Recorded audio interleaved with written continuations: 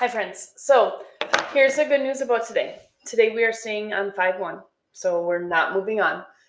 The other good news is today there are no new trig identities. Yesterday was kind of a heavy day, I know that, but I gave you every trig identity that you're going to need for like the next 3 days yesterday.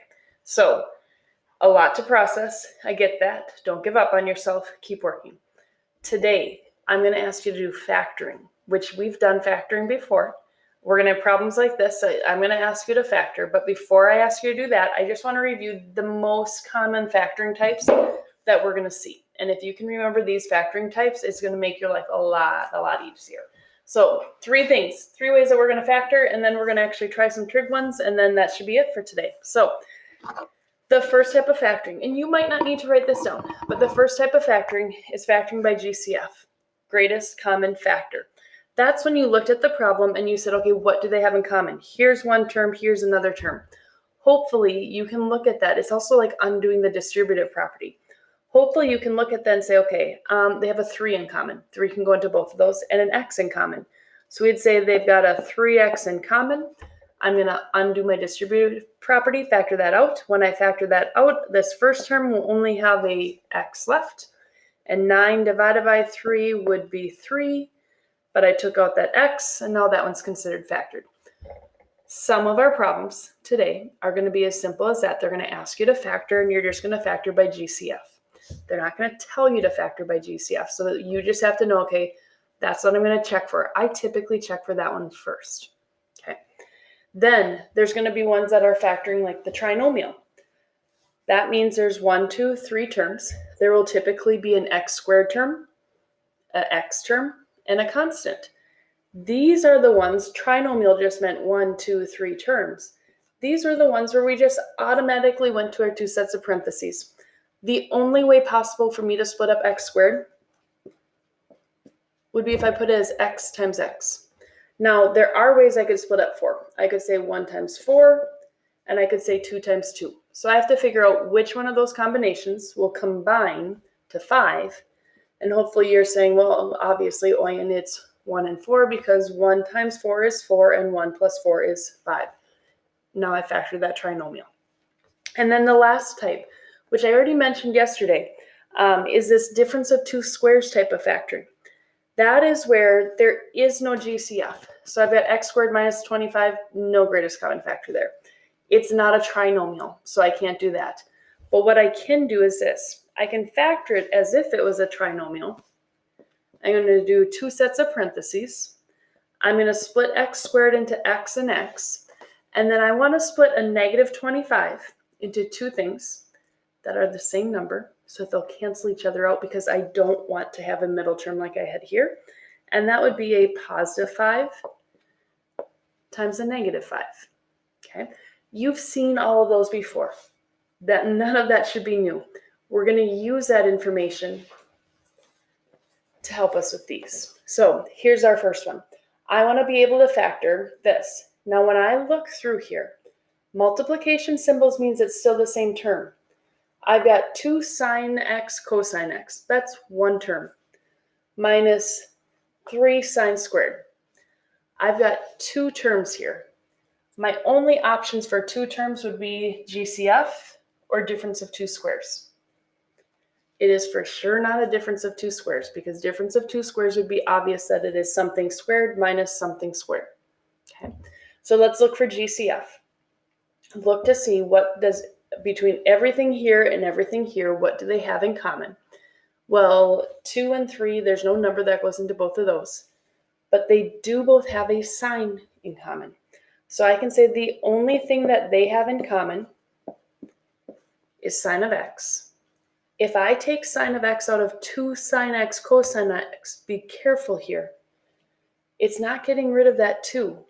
It's getting rid of that sine. So the 2 still remains, and the cosine of x still remains. Because if I multiply those together, it's going to be 2 sine and a cosine.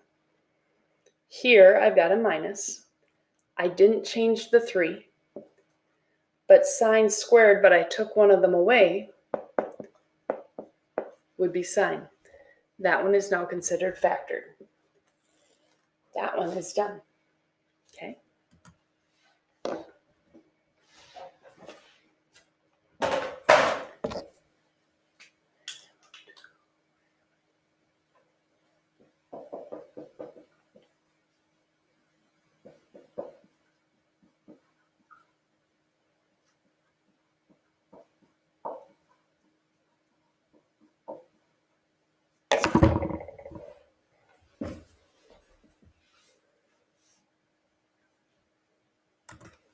So now my next one, I totally thought I just had that pause. Didn't have a pause, so you got to watch me, but it's fine. So now my next one is going to be, I want to try to factor cosine squared minus 2 cosine of x minus 3. This one you should notice I've got 1, 2, 3 terms.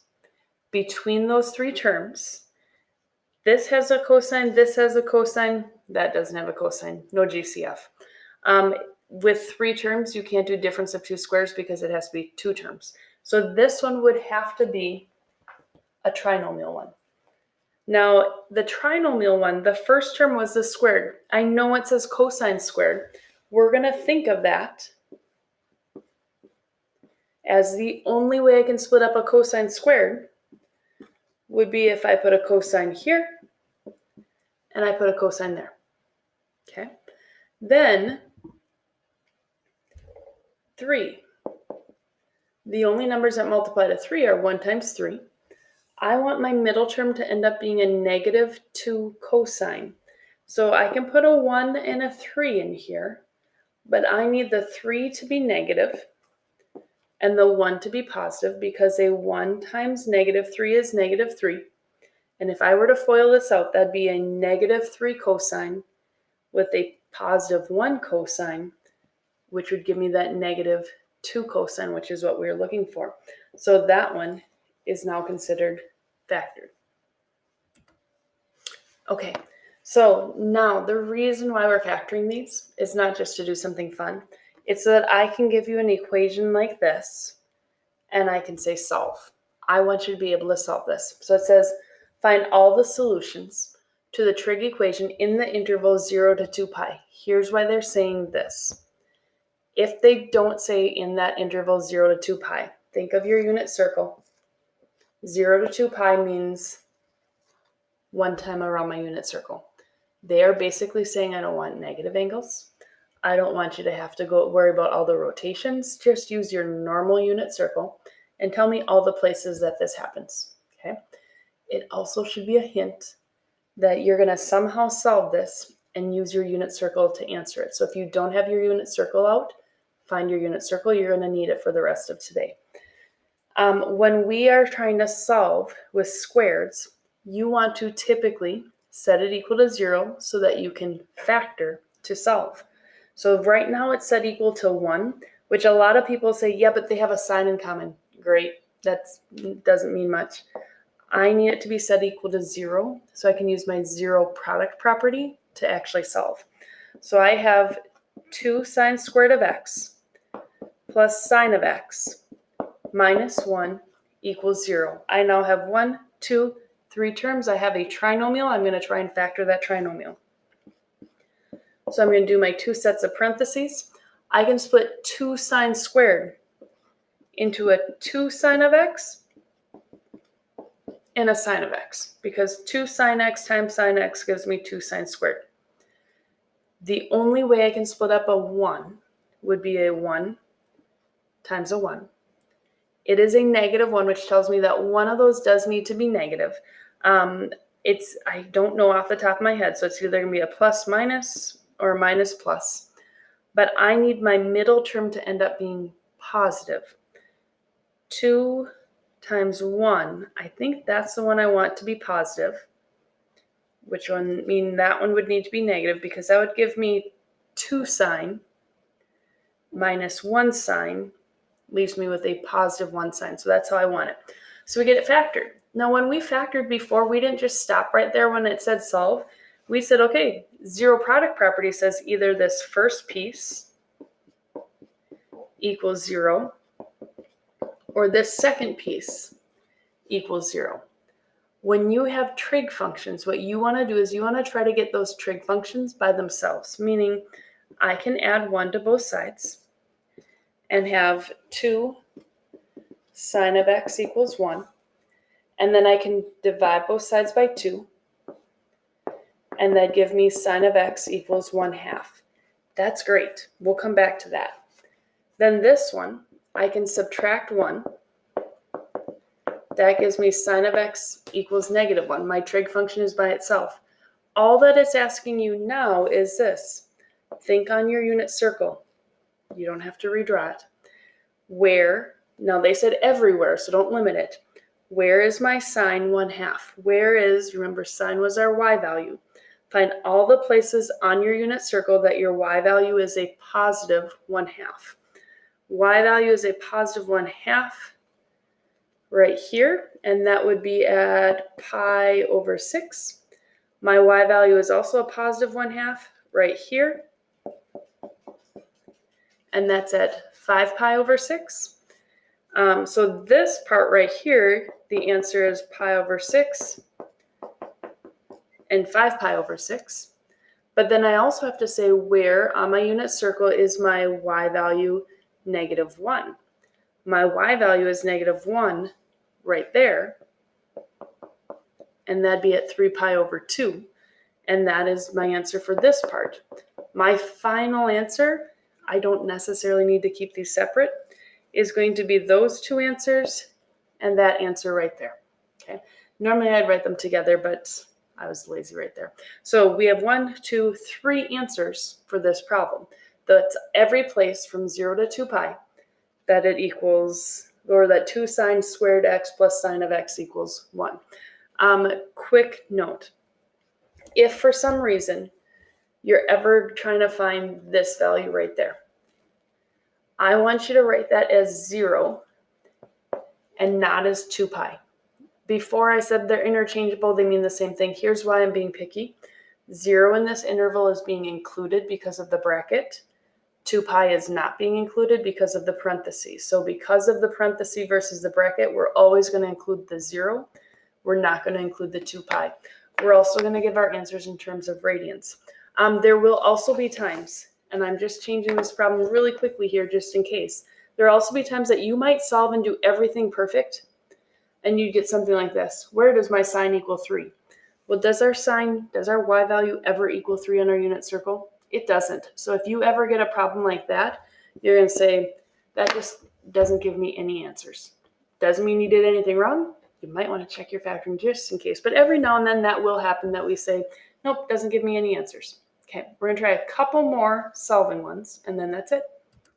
Okay, here's my next solving one. Same exact directions. Now we're in example 4, but I want to know, when does tangent squared equals tangent? A lot of people try to divide by a tangent. Resist that urge. Set it equal to 0. So I'm going to minus this tangent of x. Unfortunately, that doesn't cancel.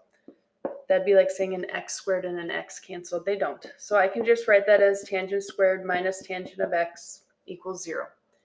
Then I want to try to factor. There are only 2 terms here, so it's not a trinomial problem.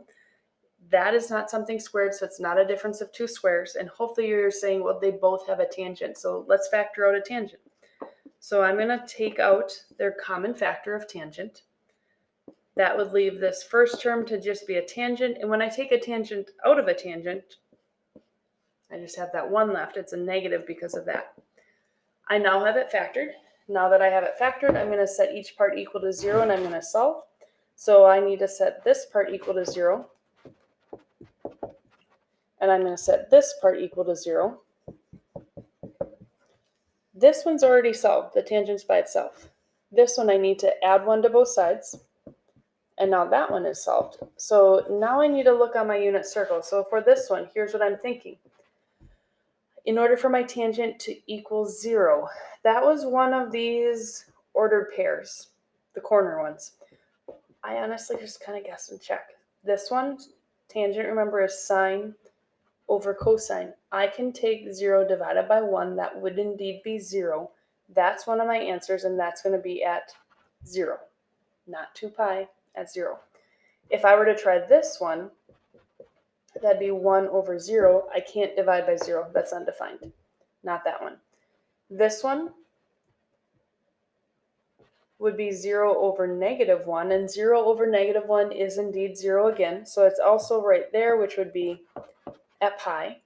And if I tried this one down here, it's going to be -1 over 0, which I can't divide by 0, so it's not that one. So tangent of x equals 0 at those 2 places. Then it says, when does my tangent equals 1? You might try those same 4 ordered pairs, but that's not going to work. Remember, tangent is sine over cosine. The only place that our tangent reduced to 1 were those intervals of 45, because when I take my y divided by my x at pi over 4 at 45 degrees, that ordered pair was root 2 over 2 and root 2 over 2. When I take a root 2 over 2 divided by a root 2 over 2, it's going to be 1. So that would be at pi over 4. Be careful.